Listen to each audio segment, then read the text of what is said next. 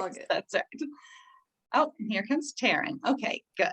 You're making me so happy to see your actual faces. I am glad to see you. And as I was saying to the people who got here first, I have had this whole anxiety like all day about nobody's gonna come. So I'm super happy to see some real people. It's great. I even thought I'll do it by myself, and if nobody comes, I'll just do it by myself. So you're making me very happy to see you pop up. Good. Hi, Jody. It was actually perfect timing because I was literally just checking my email like 3 minutes ago. And Oh, I saw I'm the glad. link. Okay.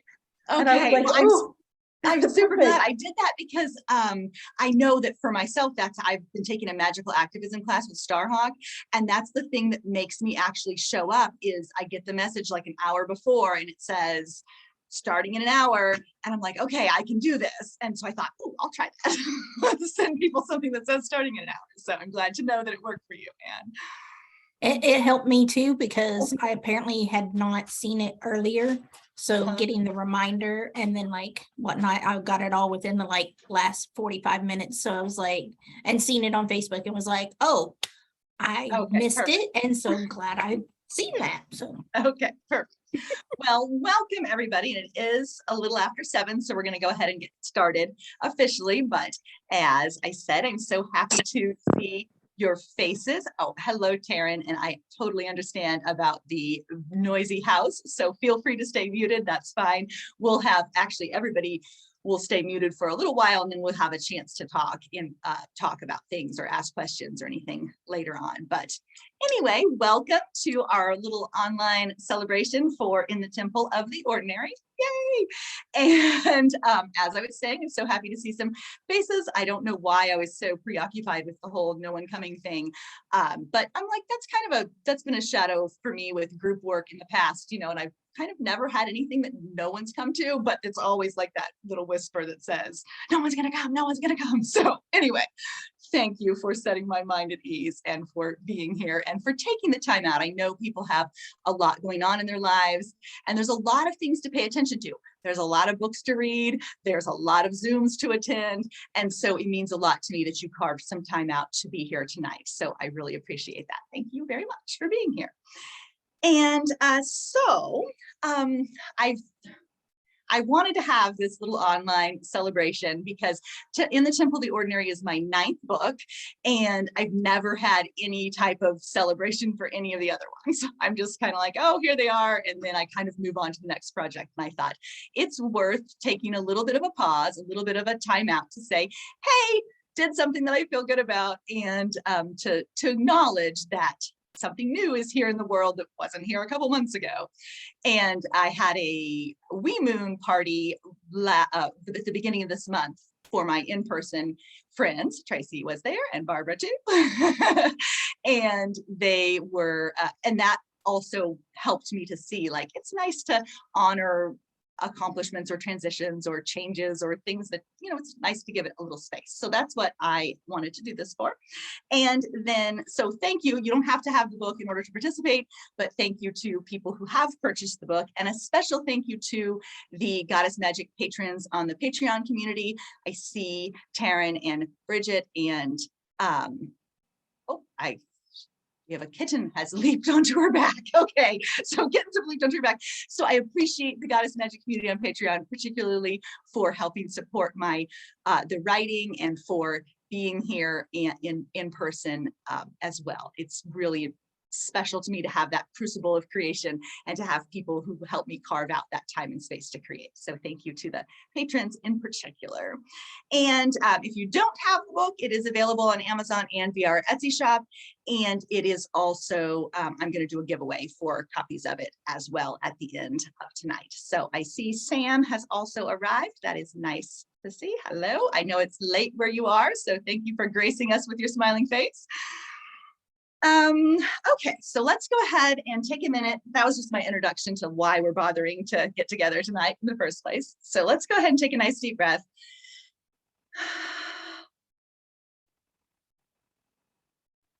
And settle into this time in this place, in this temple of the ordinary in which we find ourselves right now.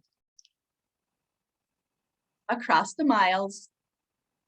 Some of us are even in other countries. And let yourself feel your breath in your belly. Maybe putting a hand against your heart to feel your heart in your chest.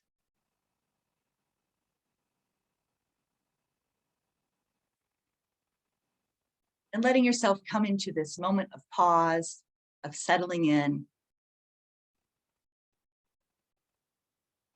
being where you are right now, with whatever noise is around you or whatever kittens are jumping on you. It's all okay. Another deep breath.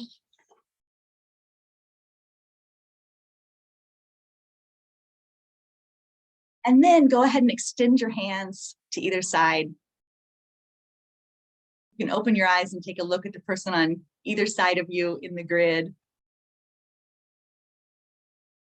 And recognizing that we're able to be here together at the same time, in the same virtual room, even though we are separated by geographic distance.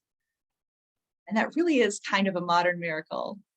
So extending your hands, you might even wiggle your fingers a little bit and sense the energy of the people on either side of you. And then with another deep breath, we're no longer a grid, we have become a circle. Holding your hands against your heart, letting yourself connect to this moment. Welcome, welcome. I'm so glad you're here.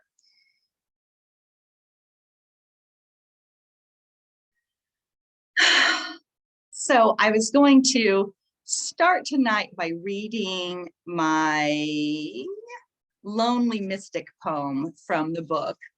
And this was a poem I wrote at the beach a couple of years ago. I guess about two or 3 years ago, I think. And there was a lot going on and everybody was being really noisy and talking and doing all these things the way families do, that's normal, that's life.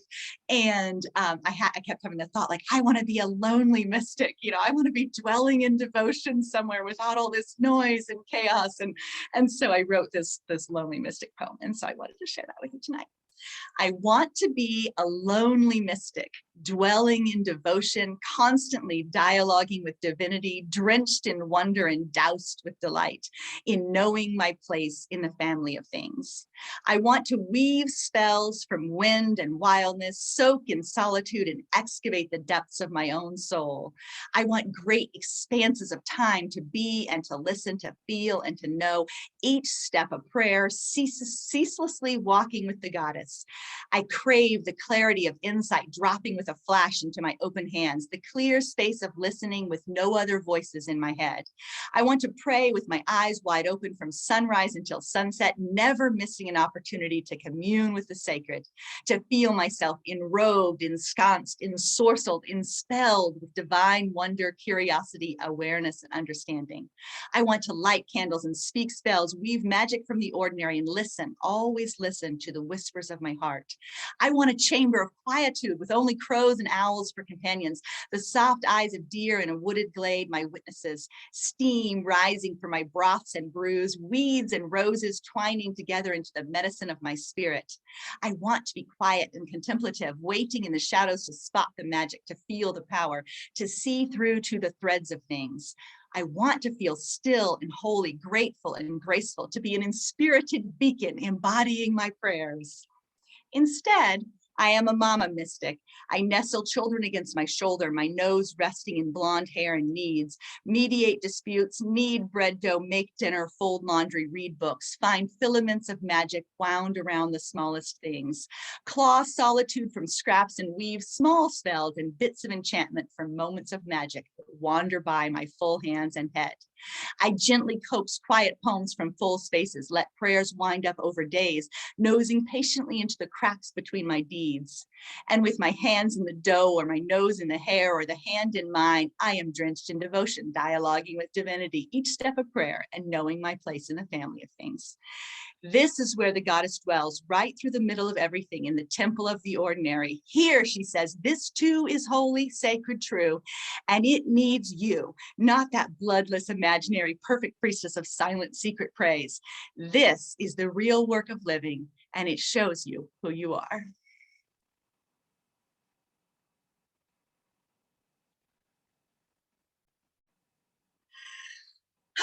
So that's one of my favorite poems from the book, because I still need to read it and reread it and say, oh yeah, like that's right. Because I think sometimes that lonely mystic image, there's a perfectionism that can come into play sometimes with spirituality, where you think like, if only, everything was perfect, smooth, easy, simple, peaceful, then I would feel XYZ. And part of being in the temple of the ordinary is seeing those threads of things that wind up through all the cracks of everything, and not just the perfect moments and the perfect when we feel. I have another poem that I wrote this year that was about like, we need, I want the rose petals, I want the rose petals and like the incense and the perfect moments, but there is, magic in the gritty and the rough and the wild too, and not just the rose petals and the picture perfect kind of image. So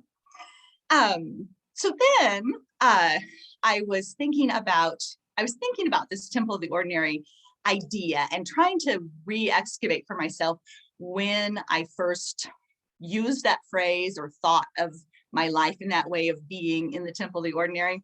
And I actually did a bunch of searches of my own computer looking, and the closest I could find is in 2014, I wrote a article for Feminism Religion that was called A Theology of the Ordinary. And so I think that's when I first started thinking in those kinds of terms. But the first poem that I found that I wrote that used that phrase was actually in 2019, that was in Sunlight on Cedar, and it was called In the Temple of the Ordinary. And I think that's the first time I wrote a poem that used that phrasing. So Theology of the Ordinary predates that from 2014. And I remember knowing this is a book, someday I'm going to have a book that's going to be called In the Temple of the Ordinary, because anyway, I wrote that poem. And one of the things I was going to say tonight is that for me, writing poems is sometimes they're about offering a prayer or a blessing or a message, but a lot of times they're about a memory. They're about telling a story, a little poem story that holds that memory of an experience in it, kind of like taking a picture, only it's with words instead. And when I read my poems again, I find that those come back, those walks that I took or those experiences that I had, they come back to me in that full detail. And I remember when I was a kid, maybe 13, I wrote in my journal that one of the reasons I write is so I don't forget. I write so I don't forget. And I thought, I was only 13 then, I still write so I don't forget. That's still true. I write so I don't forget. And what I found beautifully and happily is that writing those things so I don't forget happens to also speak to other people too. And that's been, and I hope those little poem stories kind of capture a picture for you as well, not just a picture for me, but that you can see that too.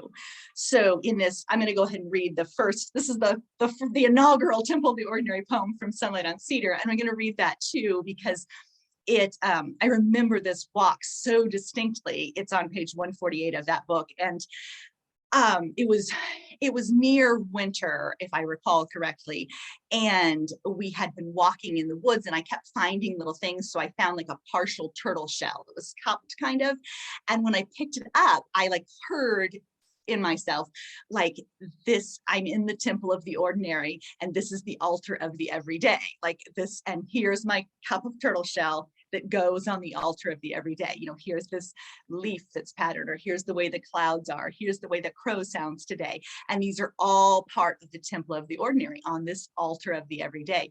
And so as I walked that day, I kept thinking these things like in the temple of the ordinary, on the altar of the everyday, I place. And then I found little things as I walked and I was thinking about how I placed them on the altar of the everyday.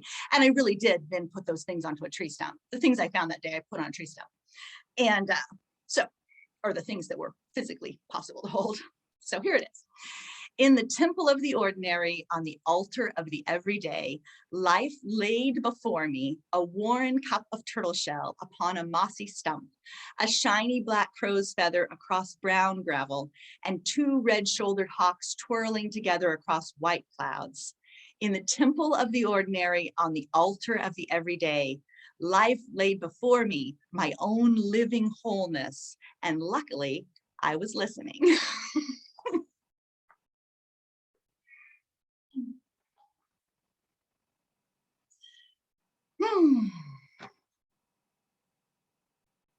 Okay, so I have one more poem. You're getting all the poems tonight. I have one more poem and then we'll have a little discussion time. But this one, I was thinking this is not from the book. It is it was kind of an explanation of like what I mean by the temple of the ordinary type of discussion, but also that sensation of the, you'll hear what I mean. My conclusion is like the purpose of the poem. So this one is from being on a little trip with my family, and it was written during the summer. So it is called My Religion. We watched turtles surface slow and easy, bats mossy and timeless. We listened to crows raucous and velveteen under the bright sun. We felt the languid ripples of the green-brown lake water kiss our toes, found small brown clamshells and wild yellow chamomile. We breathed deep the light scent of moonflowers and satisfaction. We spotted a mother deer and twin fawns and picked soft gray feathers out of the grass. We tasted the rich sensation of connection and delight. Later, as we drove home, my youngest son asked me about religion and what it is. It is what you believe in, I reply. It is what you trust and have faith in it. Oh, he says, then my religion is the world. Mine too, I say. And so that's really kind of what I mean about being in the temple of the ordinary, is that the religion, our religion can be the world, and what we see and find and experience can be the things that are laid out on the altar of the everyday, for us to learn from, for us to see, for us to pay attention to. And not that those things are there specifically for us, but that they invite us into relationship with them, and that we're part of a relational world. I call it an ensouled and singing world. You know, it's an ensouled world that we are a part of. So my religion is the world, and he is, yes, Tracy come in and said he's such a sweetie, and he is such a sweetie. And those just little moments like that where he says that, and I'm glad I wrote it down and made a poem out of it, because I don't know necessarily that I would remember it if I hadn't written a poem. So like sometimes I'm like, do I write a poem about everything? What would happen if I wrote no poems? I went to a writers club meeting at the library, and we were talking about things and creating a writing practice and like having the quote unquote discipline to write every day. And they were talking about like trying to force themselves to write. And I was like, I've thought sometimes about what would happen if I challenged myself to not write.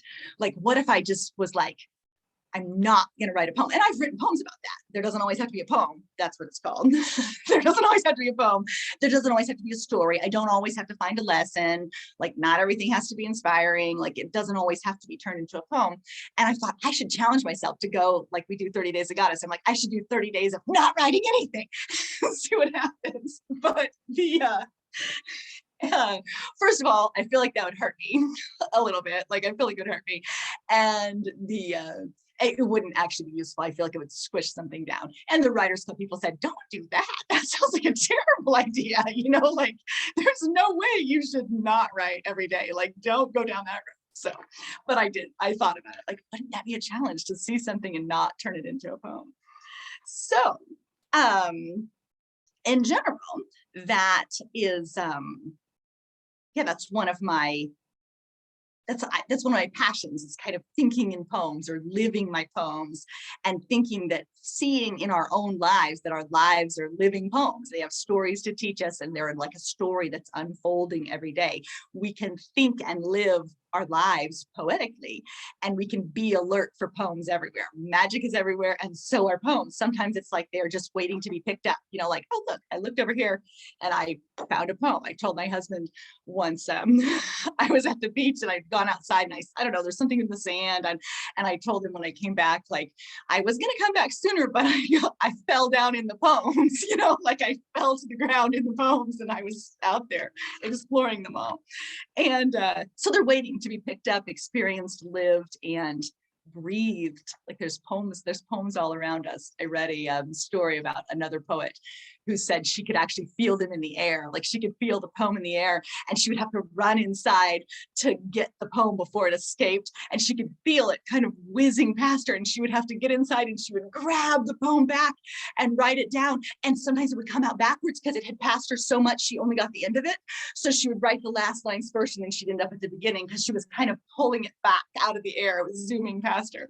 And that doesn't happen to me, but I can still feel that sensation of like, you have to grab your poem sometimes and write them down. So that said, I have one more little reading, and then we really will have a little discussion. And so that's about that. This is deer fur on page 10. And this was again another walk that I went on where I found some deer fur on the ground. And I knelt beside a sprinkling of deer fur dotted with delicate snowflakes. Don't take a picture of that, my husband says. People will think it's gross. I don't find it gross. I find it curious. I find it surprising. I find a story. Sometimes I feel like I have to battle a horde of demonic trolls before I can take care of myself, I tell him. And yet somehow I say, always, always, I find my life is still a poem, in the quietude and in the battling, on my knees in brown gravel to better see this spray of fur and how the frost glows like white stars.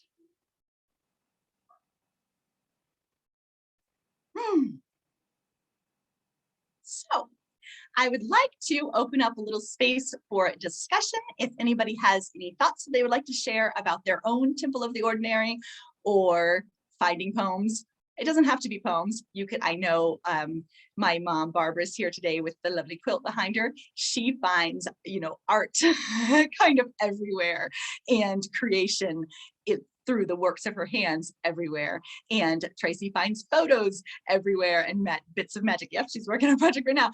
Finds bits of magic in those everyday bits of enchantment that are out there on our walks and in our spaces. So I'd like to open up a little space for discussion about that, living our poems, finding our magic, finding our art and creativity. Anything that you might like to share, you are welcome to do so. Anybody can take a turn. So I'll just say that I wanted to thank you because years ago when I found you, I don't even know how long it's been a while. Like we get so caught up in having to follow the rules, right? Like having to follow the rules of poems or the rules of writing, and it being, you know, in paragraphs or whatever, the format. And when I think it was one of your first books, poems that I read, and it was like, you know, it was like a train of thought, right? Like your experiences, like what, you know, I didn't have to follow, you know, pentamic rhyme, or, you know, I didn't have to have certain counts or whatever. I mean, sometimes it did, sometimes it didn't. And that was kind of a opening of like, of course I could do that. Like, of course I can catch all those moments and those whispers around us. And it was very freeing to like have permission, I guess. I mean, even though you know, we don't need it, we sometimes need that person or that moment to have that aha moment of like, yes, I can do this. And then it was really funny because I have like a notes section on my phone that I'm constantly going to the notes and like just writing little thoughts that I have, or like, you know, I'll take a picture, and which I'm sure there's an app for this, but I haven't found it, but I'll have a picture and I'll be like, oh, but I need to write what that meant, or like why I'm taking, you know, that picture. So I'll have like, you know, the date of the picture that I took, and then I have to write, you know, why I took that picture, or what the feeling was at that moment, or, you know, whatever it might be. So I feel like I have all these ideas now that I go back, and it's just very comforting. Like sometimes I'm like, oh, I forgot about that. And it's just it's a comfort. It's like a, you know, kind of just that warm hug of your past experiences that brings you back to, you know, kind of your purpose, I guess. I don't know. But so thank you for sharing your writing in a very approachable, very natural, just, you know, real way. And you invited us to do it too, right? Like you invite us to share some of our poems with you for your publications, which was such a cool, you know, thing. Like, oh my gosh, I can be in a book. Like, how fabulous is that? So I think I have two in two. I have one in two of your different books, and I shared it with a friend. I'm like, look, I'm in a book, and she was like, that's so cool. And it's just, and it's not even, it's just about sharing your thoughts with others. Rain. And you're Anne Mystery with my tea. Yes. Are you Mystery with my tea? Okay, that's what I'm like. I'm pretty sure this is Mystery with my tea, but I wasn't. Sometimes people's names get detached from, I know, from totally. Who they are. So, well, thank you so much for sharing that. That means a lot to me to hear. And I don't. I spent a long time in my life, like writing poems, but not calling myself a poet. And I would say I'm not a poet, but when I sit down in the woods sometimes and open my mouth, poems come out. And that was the sensation that I had. Like, I'm not a poet, but when I sit down, like poems come out accidentally, like they just kind of come out. And it took me like, I don't know what, 5 years or something to even start to think of myself like as a poet. And I guess I kind of would call myself a poet now. Depends on how many, I don't know how many books of poems you have to publish before you call yourself a poet, but maybe I'm there. So, and I have also had the question before of like, what kind of poetry do you write? Like, how do you write poetry? Like, what kind of poetry do you write? And I'm like, I don't know what kind of poetry I write. I write down the poems, but I guess technically it's free verse. Sometimes it's blank verse. I do know some things, but I've never taken a class and I don't feel like, I feel like a lot of the work, so to speak, is about communicating the message, so to speak, rather than trying to like perform a type of correctness or a style. And so I know that might make some people feel like what I write are not real poems, but guess what? I don't need their permission, so it's okay. Okay. And just to let you know, I compared you to Mary Oliver to some friends, and they were like, oh, that's so cool. And so because I found her because of you, like I was looking for other writings like that. And this was years ago, but I found that. And so I was talking to a friend. I'm like, oh, if you want to read something else, here's another author for you. And so I just wanted to tell you, I compared you to Mary Oliver. Thank you. I consider that to be a very great compliment. And I've had that from several people before. One time, kind of with the implication that I was trying to like copy Mary Oliver. I actually have never read any Mary Oliver books quite intentionally, because I get that from people. They'll say, oh, your poems remind me of Mary Oliver's. And I'm like, I better not read them then, because I don't want to accidentally like, so I've read obviously her famous ones that float around on the internet, but I've never read any of her books on purpose, because I'm afraid like I don't want to get blended together. So yeah, there's just a little bit of that. Sam's commenting on not taking her best friend's courses for the same reason. Yeah, you don't want to accidentally like blend your work together. Though I do, like, you know, her Wild Geese poem is very famous. There's a lot of very famous Mary Oliver works. So I'm sure, you know, she's seeped in to me. And really, she does write in that nature inspired, like free verse is her main style. And that's what you would call mine as well. So. Well, I will totally admit that I love taking Molly's classes and being able to know Molly and let her her poems inspire my poems. Like I was never into poetry whatsoever growing up. Because of the, you know, the rules of it and whatnot, and I'm like, I couldn't get it. It didn't make any sense. And then Molly has inspired me to like just let what comes out comes out. And so I've dabbled with it over the last few years, and I'm like, oh, this is kind of fun. So I love it. The fact that, so yes, absorb, like, let it rub off on me. That's fine. I'm fine with that. So, but I do acknowledge that too. Well, I love that too. I love it when people tell me like that seeing something, like Anne said too, kind of gives them permission to. I'm like, oh, I love it. That's why in like a women's circle too, like people sharing their voice liberates other people to share their voice too. And I'm like, well, if reading my poem that's just about the deer fur in the gravel can like inspire somebody else to see like, hey, maybe there's a story in my life too, even if it is just like some gravel and some sticks, then I feel like that's something that really matters to me, to be able to do that for people. Right. And my main thing is, going out for walks and seeing that stuff and getting inspiration for art, usually doodling and just kind of sketches, or my photographer, or taking pictures of it, and kind of a communing with nature, as it were. But sometimes, occasionally, a poem does kind of float about, and you're like, oh, hey. And so I jot it down. But I like your idea, Anne, of keeping, like, I keep notes and I have my pictures, but I haven't like actually kept them together.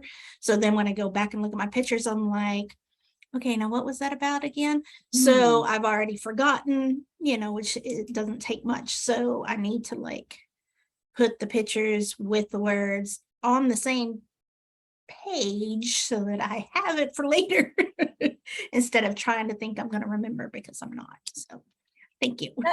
That actually is a lot of how it's been a couple of years since I wrote poems like that, but for a long time, that is how I wrote poems. So I would go to the woods, I would take a picture of something, and I would come back home, and later, looking at the picture, I would write the poem out of what had happened when I took the picture. And so a lot of times the poem and the picture were very connected. And then I've changed after that, but also the notes, oh my goodness, the notes on my phone, it is like, I don't know what would happen to me if I ever lost my precious notes. It was like 1,000 of them in there, and most of them I have constructed into something else, but it contains a lot. And I've thought before, there's fragments there too, and I'm like, I should just make one poem out of all those like fragments that didn't make it anywhere further, and like see what story they tell, because I'm sure there's things in there. And then Tracy, what you were saying about going out and seeing what you see on your walks, is I do find that you kind of, with that type of experience, you build what you might term almost like a personal mythology, like a personal, like your own holy text, because with practice and with repetition, it's like, oh, now I'm seeing, you find hearts often. Isn't that one of your things that you find? Yeah. So you find hearts in the heart-shaped rock, or the heart-shaped leaf, or the heart that's made with the shadow. And these kind of form a part of like your personal mythology or your own holy text. And it's only with repetition that we start to see those aspects of the personal mythology kind of come together. And I have spoken before about like I said, like living poetically, but also kind of living your own story. And part of like living your own story into being is knowing those aspects of your personal mythology, your own symbolism, that holy text that you're writing with your own life. So thank you for sharing.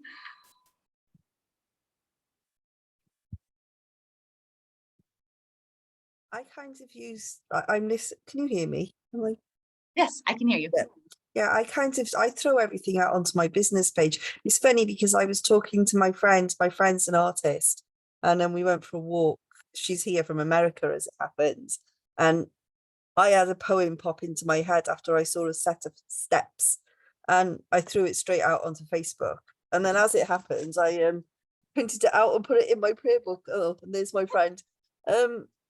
But I was talking to her about it because she does what you're all talking about. She makes loads of notes and then she doesn't do anything with them and she loses them. And she took the time to stick it into a note. And then I said to her, well, I've stuck it straight out onto my business, because she's got a business page as well, right? So I stuck it straight out onto my business page.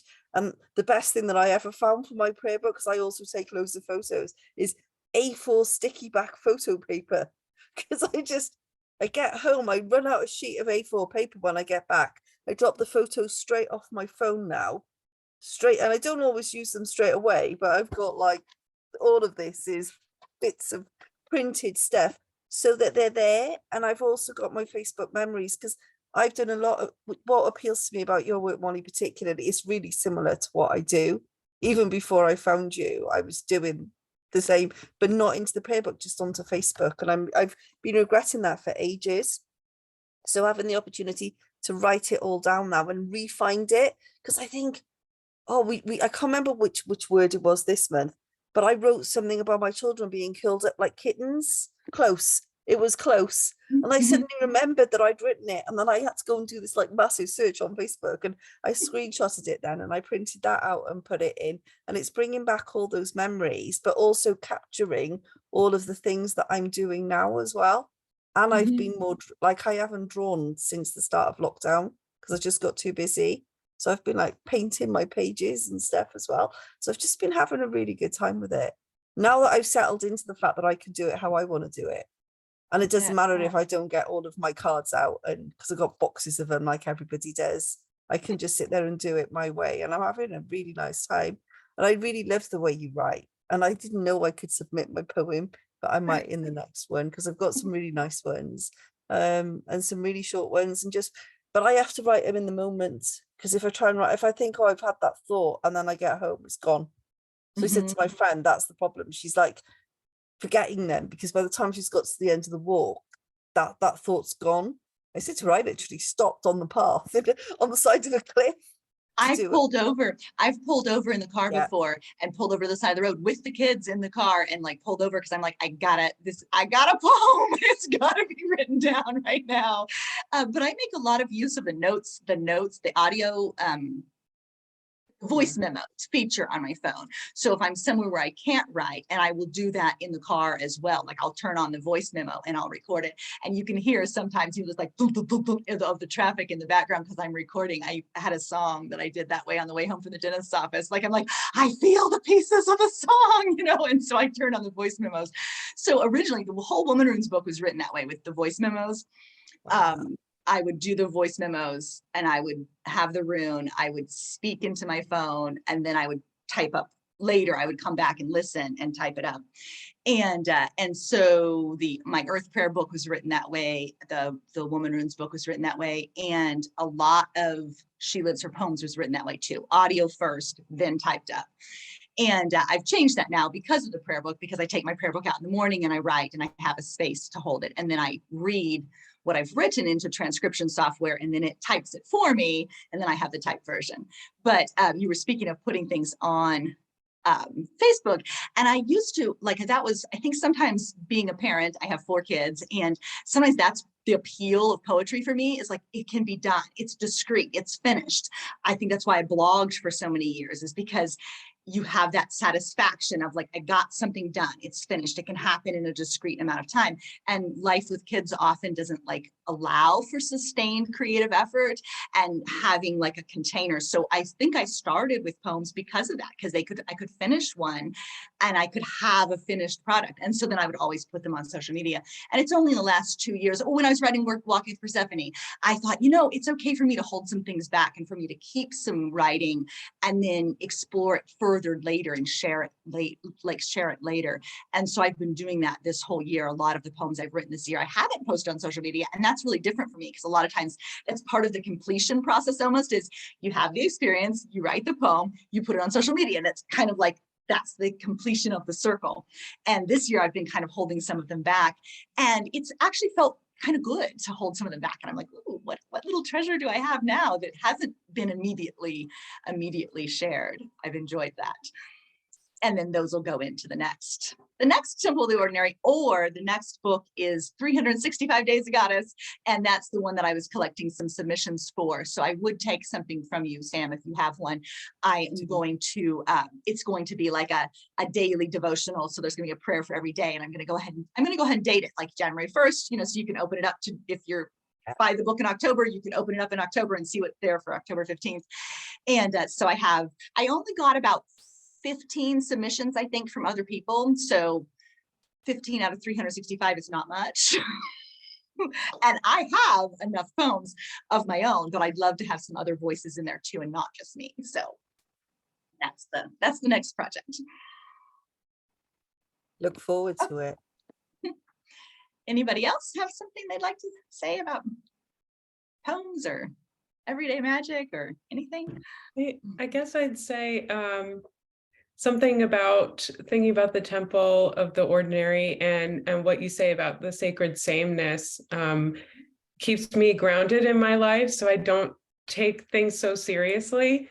You know, there's always going to be some overwhelm, but you can easily get at, or much more quickly get out of that when you kind of focus on what's around you that's not so serious.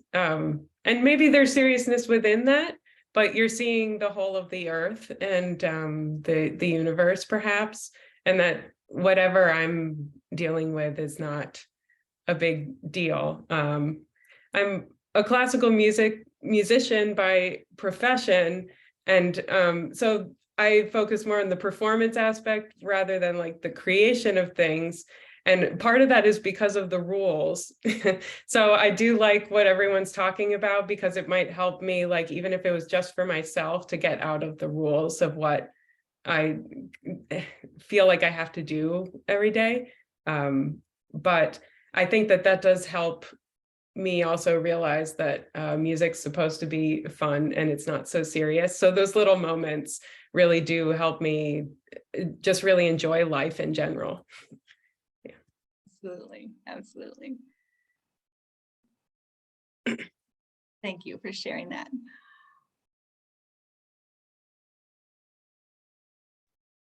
Well, your passion is infectious. And I love seeing how your writing and who you are and so on, how it's influencing everyone else. You are the second author that I've listened to this week, and it's like, okay, I need to get back to writing for sure. So I'm going to do that. Also, I have actually, I don't know if you know, her name is Liz Lamoureux. She's on Instagram and so on and so forth, but she does a lot with poetry, and she learned from, and I can't remember who it was, but as far as writing poems, that sometimes the thought of writing a poem is just too much pressure and so on for people. And so they actually had said, write a poem note. So it's exactly what you are already doing. Mm-hmm. And yeah, because a poem note can be just a line or two or that kind of thing. So these are just good reminders for me. So I appreciate that. I'm glad. Thank you for being here. Mhm. And that reminds me of the poem note. One of my techniques is a 6-word poem, which just came to me for I have no, like, no, I mean, you know, I know haikus have 7 syllables, etc. So the 6-word poem, I don't know like where that came from, but it was a vow that I made, I think 3 or 4 years ago, where I said to myself, like, I'm going to write something every single day, even if it is just a 6-word poem. And I've since realized that that's a really helpful like writing technique for writing a poem, is to think about writing a 6-word poem about something from that day. And if I'm stalled ever, which sometimes happens, I will literally write at the top of the page, this is my 6-word poem, which by the way is 6 words. So like it's already done by the time you write, this is my 6-word poem. So I write at the top, this is my 6-word poem. And then literally I'll write a list underneath, like dewdrops on roses, spider in the maple tree, wild geese in the clouds. And then like in general, that even can just be a poem, your little list of the things that you saw that day, the things that caught your eye, the things that made you notice can be your poem. So nothing, I don't really ever literally write a 6-word poem, but that's the technique to break through what do I write about, is just to think, all I need to do is write a 6-word poem. This is my 6-word poem. And then I make a little list underneath, and that can be very helpful. A little helpful tip if you wanted to write something, start with a 6-word poem. And let me see. What else? Does anybody else have something? Or I have a couple more things on my potential list. Oh, I see some kitties. So I have a question for you. So why the word temple? Yeah, yes, okay. That is interesting question. And for me, I really find a lot of, so I did not grow up religiously. And I find that for me, there's a lot of power in recognizing that those words, you know, temple and chapel and sacred and holy and sacrament and communion, all of those words can be represented in our everyday lives. They don't have to take place in a special building with special people mediating between us and divinity. And so for me, temple, the word temple, doesn't carry like baggage with it of like meaning something else. Mhm. Instead, it's like a way of, I guess you would call kind of re-sacralizing the world, my own world. And also, I mean, I like, you know, temple imagery, like of temple priestesses from days gone by. You know, sometimes I feel like I can hear them speaking, you know, the temple priestesses from the past. And but that claiming of, you know, my house, my home, my woods, this, you know, this chapel that's formed by the trees and the stones, to me that feels powerful to use religious words to describe everyday experiences. And I know for some people that doesn't feel appropriate. Like, why would you want to even like use religious words for everyday experiences? But for me, that feels powerful, and it feels like an affirmation and a declaration and a claiming. So That's exactly that. The word that came to mind was reclaim. You are definitely reclaiming those words. yeah, that's how it feels. So I think it helps people see that magic is in the, well, as I call it, magic in the extraordinary. That yes, it's not something that we have to do at ritual, or, you know, it's fun to do it like that, or dress up in fancy robes. That's why I've always stuck a lot of my stuff on Facebook, because I want the people who follow my page to realize the magic is in the everyday. It's in the unfurling of a yes. fern, or a drop of water on a leaf, or the breath of a newborn child, to quote Down the Bars.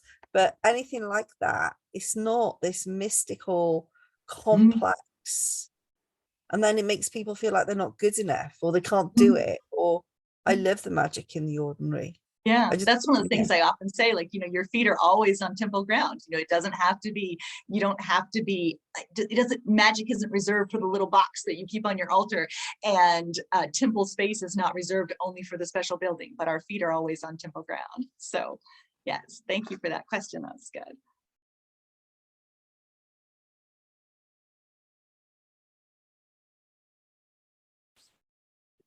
I was going to ask Oh. you, you were collecting, I don't know what the word, stories, that's not the right word, but experiences, a couple, I think it's been 2 years ago now, of, I don't remember what you called it, but it was actually people's spiritual experiences.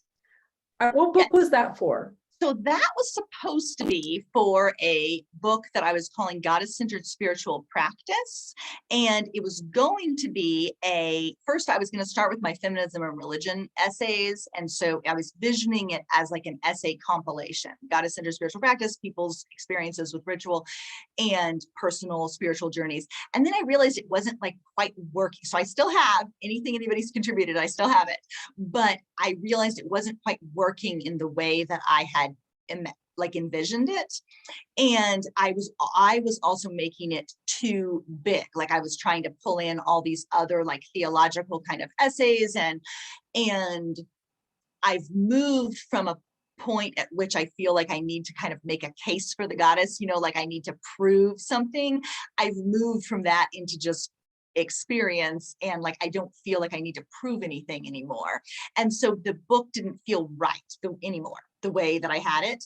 And so I still have my file, and I'm working on another book of daily practice that's just called Daily Practice. And I may see if I can fold in some of those people's stories the way I did with Whole and Holy, where I had like examples from people's individual practices, instead of it being like a book of essays, because my vision was this goddess into spiritual practice, and it was kind of like a book of essays, like, you know, this is this story, this is this story, like an anthology. And that's what wasn't working. I'm like, if I folded those stories in as like examples, then that might work better. So they're still out there, but that's kind of like a semi-permanently tabled in the form I had originally envisioned. So I also only got about 7 submissions for that too. So it was kind of, I was like, I'm not sure what to do. Well, then I'll have to send you an email, because there was one of those that I was thinking of using for something else that I sent you. Oh, okay. Mm-hmm. And so, but I didn't want to submit it somewhere else. Oh, if you were okay. going to Yes. use it. So, but I'll email you about that. Okay, yes, that will work. That will work. And I did spot the kitty, Bridget. I spotted the little black and white kitty zooming along. It looks like an energetic fellow.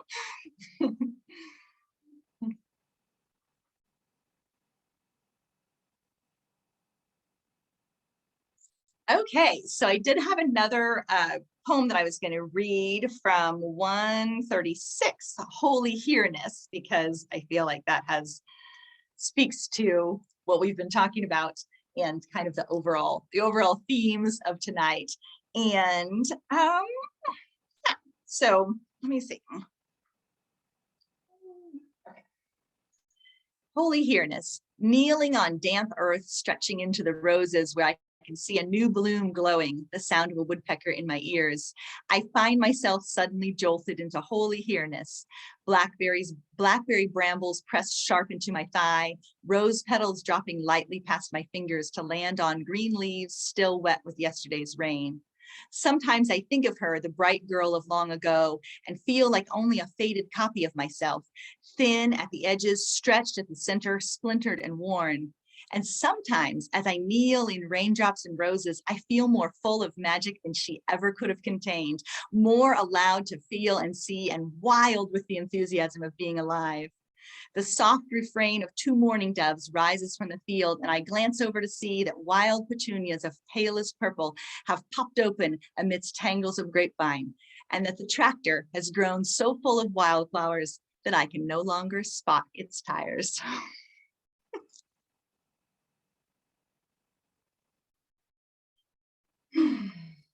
I love the alliteration with the peas. Thank you.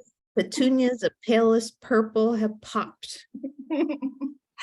That's right. I am quite fond of alliteration. It is true.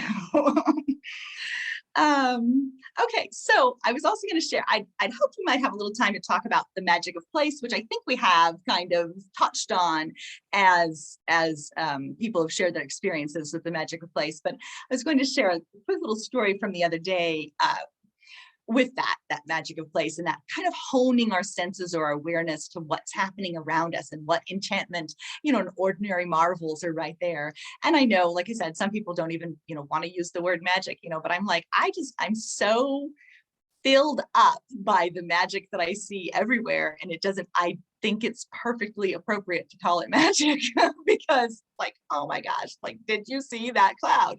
Did you see that cloud? Like, that is magic to me. And that's the best word for me to use for being where I am with my eyes open looking. And so the other day it's snowed here, and I was sitting out on the porch swing watching the snow come down and feeling there's a point when it gets cold, there's a point where I'm like, do I really want to go outside and write a poem, like, because it's really cold and my fingers get red, and I have like a autoimmune thing that makes my fingers get extra cold compared to other people. And so I stand inside thinking like, I don't know if I really want to go out. And then I do. And what I find is there's a point where I then don't want to come back in because you get used to the cold fingers and you become so enchanted by what's happening that you're like, oh, what's going to happen next? I've said for years, like, if I can spot this much magic in like, a half an hour, like what would happen if I stayed outside all day? Would I like blow up because I'd be so like stunned, like if I can see so many things in my 30 minutes or my hour, like what would happen if I spent like 8 hours sitting on the rock? I think I might deconstruct, turn into a rock myself. I don't know. But anyway, I was sitting out there watching the snow, and it was these big kind of it started out little flakes, and then they got bigger, and it was pouring down. And I was watching it and feeling like I was kind of in this cocoon of snowflakes. And I looked over at the porch frame. I looked over like through the snowflakes, and there was 3 snowflakes that were just hanging in the air without falling all the way. They were just sitting in the air. And I was looking, and I'm like there, and they kind of would move a little bit, but they wouldn't fall, and they were just sitting there. And so I opened the door, and I said to my husband, like, there's something violating the laws of physics out here, like you should come see, because there's snowflakes that aren't falling. And as I looked, then I realized there was a spider web that I couldn't see that had caught some of the snowflakes. So the snowflakes were sitting in the spider web, but they were spread out. So they absolutely 100% looked like snow that wasn't falling. Like they were snowflakes that were suspended and bouncing like this. And he came to see, and I had to point them out to him. And he said, like, how on earth, out of all these snowflakes, did you even see that? Like, how did you even see that there was 3 snowflakes that weren't falling out of all the snowflakes that were? And I thought, maybe it's kind of an ADHD-ish thing. Maybe it's kind of like a neurodivergent thing. I don't know. Or maybe it's just, I'm hyper tuned to this place, this magic of this place, and what is here. I'm primed and ready to see something. When I step out that door and I sit on that deck, or I sit on the rock, because I'm looking for it. I am not only prepared to see it, but I expect to see it. I've had hundreds and hundreds of days of magical experiences on that same square and that same part of the earth. And so I know, like, I trust that I'm going to see something. And so no wonder I looked over and saw the only 3 snowflakes out of thousands that weren't moving because it's my place, and it's where I see enchantment everywhere. And so I wanted to tell that little story. I did not, as a matter of fact, write a poem about it. Just so you know. I just saw them, and I did not write a poem. And so I was going to do a little giveaway. So we're already at 8 o'clock. Oh yeah, yet. I did not write a poem yet. Yeah, maybe I still will. It's out there. I remember the moment. So I was going to go ahead and do a little book giveaway, and it is fine if you win and you already have the book. You can give it to somebody else for a solstice present. But I'm going to have to go grab my phone real quick so I can do the random number generator. It's plugged in. So I'm going to run and get that, and I'll do the draw for the giveaway.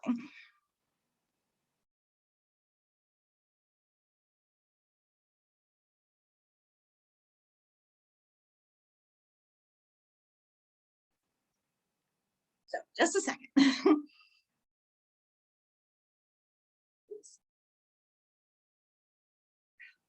Now it's trying to update my software. So helpful. Okay.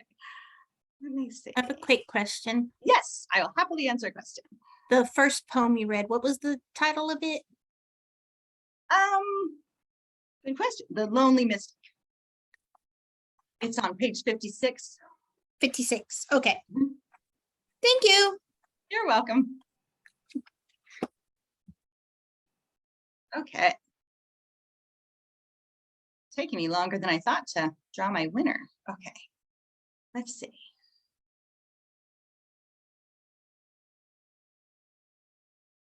Okay, so the winner is Sam of the first copy. I was going to give away 2 copies, so your odds are good.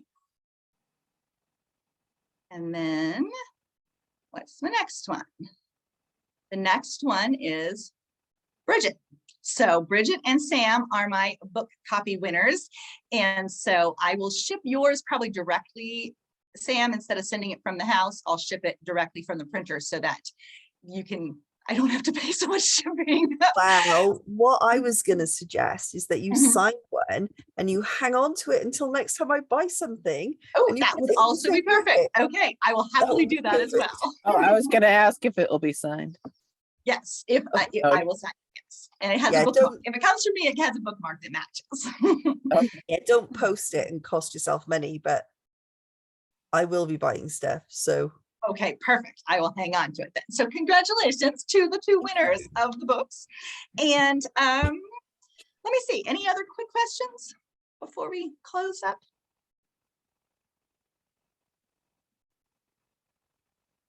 Okay, so I was just going to say new projects wise, and maybe we'll do another talk another time about connecting with the magic place. I have a little list of different things to do, and but the discussion was so good that it's okay that we didn't get to that.